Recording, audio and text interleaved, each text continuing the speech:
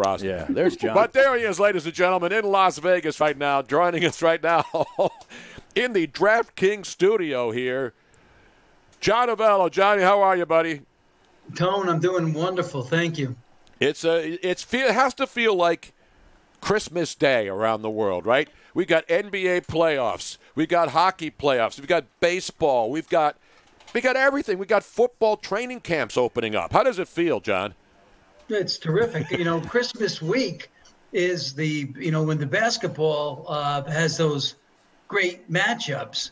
And that used to be some of our biggest handle. And now, all these games are blowing that away. So it's great to have the core sports return. John Avello joining us out there, and we're proud to have you as a part of our show, John. We go way, way back. Before DraftKings was even a thing, John Avello was a thing at Bally's and at Paris, and then, of course, at Wynn. And so, John, you've been now, it's almost 2 years, right, where you've been in charge of DraftKings? It's been almost 2 years, yes. And I got to tell you, I don't miss the brick and mortar casinos. I really like working for DraftKings, a great company. It's got great minds, a lot of younger staff who on the cutting edge of what's going on out there. And Tone, I got to tell you, I took the average age of this company way up. Well, so did I when I came back on the radio here on Sirius XM and now on Sports Map Radio and now out in San Diego on the mightier 1090. So, you know what? They can't get rid of us old guys, John. I mean, as long as we're still cranking, as long as you're still putting up the numbers like you do, I mean, you're one of the best who's ever done this. That's why you're working. And it's up to you. You could walk away anytime you want. Thank you for that, Tony. That's true. I really enjoy what I'm doing, and that's why I'm associated with DraftKings. I just don't want to be out of the business right now in this exciting time. Who's getting the most action as far as upsets in this first round of the NBA playoffs before they begin? I could tell you who's been taking a lot of future money, and they were taking a lot of future money even before the tournament started, the 8 games started. That was the Portland Trailblazers, and they have panned out. Mm-hmm. I mean, they've looked pretty good throughout. And it was a shame about Phoenix, too. Phoenix making a run like that, going undefeated, don't even get there. But in this first game, it's not easy for Portland. They get the Lakers first round or a 6-point underdog in game 1. Now, I'm seeing that there is no clear-cut NBA lock. Right. Some people like the Clippers. Some books like the Lakers. Some books are saying the Bucks. So is there a consensus number one team? Because as Harry mentioned, there's 3 teams that could be live championship contenders. I know the Sixers aren't in that mix, sadly, because of what happened with their injuries and the fact that they got a mess going on right now. Well, if you want to look at some of the future money that's coming in all year, the Lakers have taken quite a bit, and so they are our favorite just based on the money alone. But the Bucks are right there behind them, Clippers right behind them, and then the gap widens a little bit. There's everybody's at least double digits at that point. You got Toronto in there, and as you mentioned, the 76ers were getting bet quite heavily, but now they're all the way up to 60-1. They were dropping; they were in the low 20s, but now they're up around 60-1. But there's teams getting play here. The Nets have gotten a little bit because of the bias at a big number. Celtics grabbing a little bit. The Heat, if they had some home court advantage, that would sure help them. But with no home court advantage, they've kind of been light on the future money lately. What is the handle of hockey playoffs versus NBA playoffs for you? No, the NBA is one of our top offerings. NBA is certainly going to blow away the NHL. Football is, of course, a big sport. Basketball for us is just right there with it. Baskets are counting pro and college. College, we haven't had any college certainly for a while, but the NBA sure holds its own on the DK slate. Yeah, that's not a shocker at all. But there's no doubt that people love to come out and play all kinds of action. I mean, you can do it online now. That's a great thing. DraftKings, you go online, Harry. You got to download the app, though, the DraftKings app.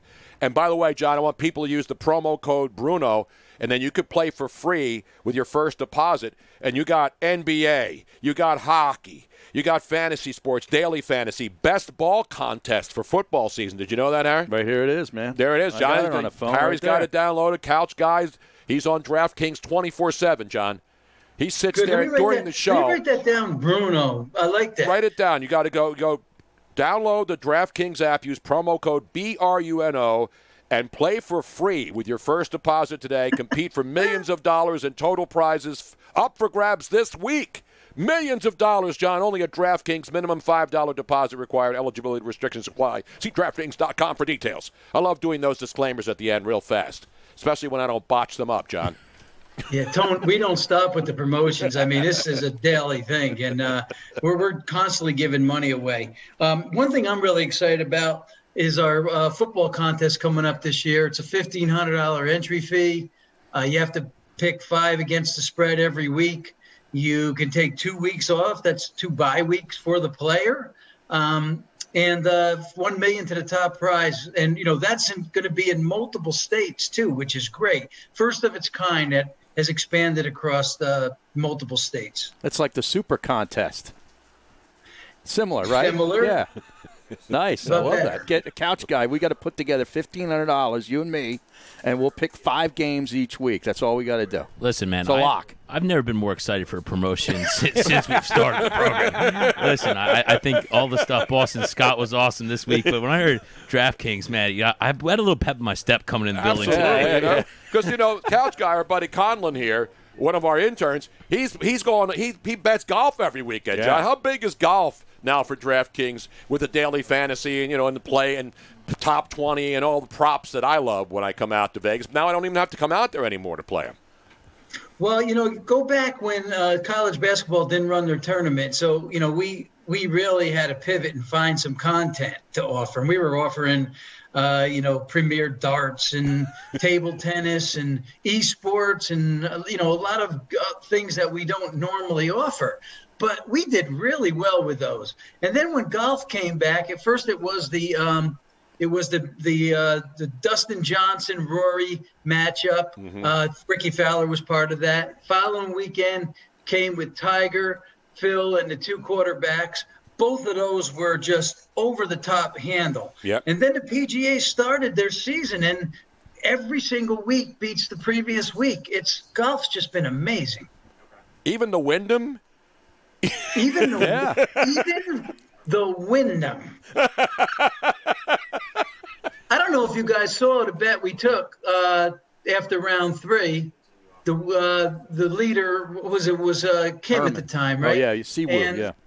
We took a $500,000 bet on him to win the tournament. Wow. And then he pulled driver on the 16th. What's that tell you about handling golf? Yeah, it's amazing. Somebody made a $500,000 bet on Siwoo Kim. On Siwoo Kim. Yeah. Did that guy curse like he did when he hit it on the green and was upset that the ball was too far from the pin? Did you hear that clip, John, when the guy dropped the F-bomb on TV? That was from Thursday. Yeah, I think, it was right? Thursday's round. Yeah. I can't say I did. I wasn't around either the golfer or the bettors.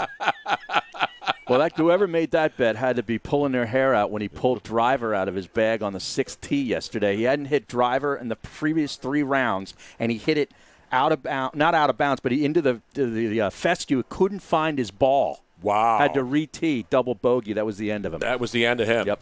Wow. Yeah. I was still riding high off my Morikawa win from the week prior. Exactly right. Yeah. See, John, what happens, man?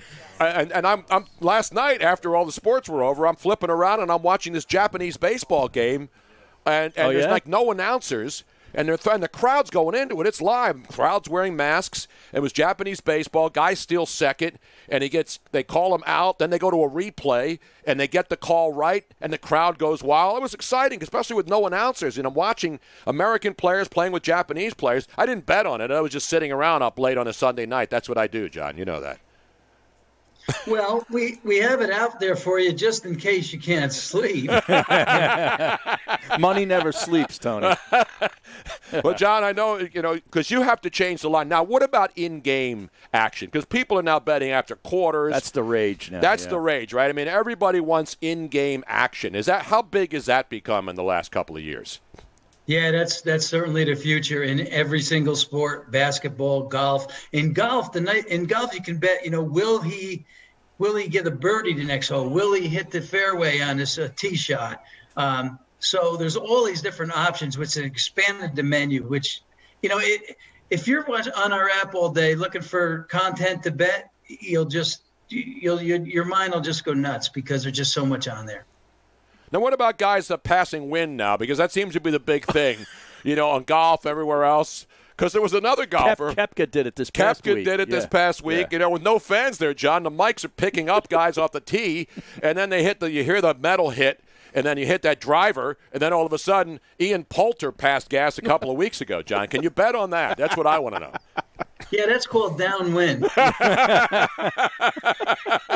No, this wasn't Korean baseball. I think this was Japanese baseball. Was it Japanese? Yeah, it was the Ham Fighters, the Nippon Ham Fighters. Oh, That's okay. Japan. That's not Korea. And the latte. Yeah, I think it's latte. Is it latte? I had one of those this morning at Starbucks. It cost me $8. I threw it right back in the dude's face, and I messed up his earrings when I pushed it out. Anyway.